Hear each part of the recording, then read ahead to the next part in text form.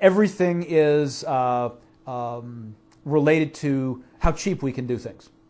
So people started doing some kinds of research, obviously. Well, what is it in the manure that's so important? And what is it in the green manure that we plow in that's important? I mean, there's got to be some other way to do this so that we can grow all the time, so we don't have to have green manure growing, for 4 months. We could be growing some other crop during those 4 months. So they started doing various different types of research, and they found that NPK, which is if you take a bag of fertilizer, there are 3 numbers on there. Those are usually called the NPK numbers. It has to do with the amount of nitrogen, potassium, and phosphorus that's in the bag.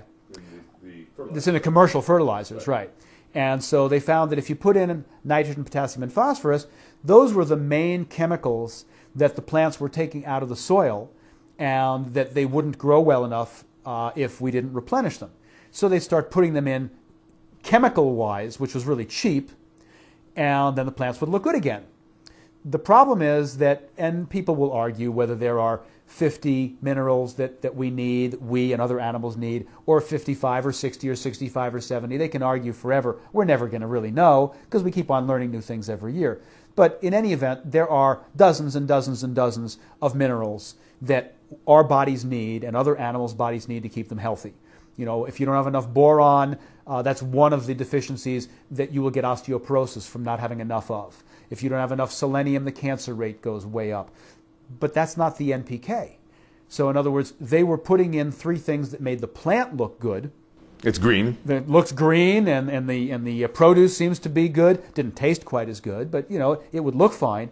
But all these other different minerals, and in some cases very small quantities, which are called trace minerals or trace elements, they weren't there anymore. They'd all been taken up by the plants in the first 2 or 3 or 4 growing seasons, and they weren't being put back. So now we have beautiful looking plants, and people are not staying as healthy because all sorts of things that you and I are supposed to be getting when we eat those plants, they're not in the plants anymore. So chemical fertilizers started making people less healthy because we were just putting in what kept the plant look good, and what the people eating it needed, well, to heck with them, that's not important. Keep it looking good and keep it as cheap as possible. And then we started getting people realizing that things didn't taste as well, and maybe they didn't grow quite as fast, or whatever the reasons were. Some people went back and said, well, no, we want to keep doing the old ways. We tried using those fertilizers. We like the way the food tastes better this way, and we're going to go back. And they'd start putting in their chicken manures again, and they'd start doing the green manuring. And over many, many decades, centuries, different things that we now call organic fertilizers got developed. And I don't really mean they got developed. Developed is the chemical fertilizers. They got discovered more.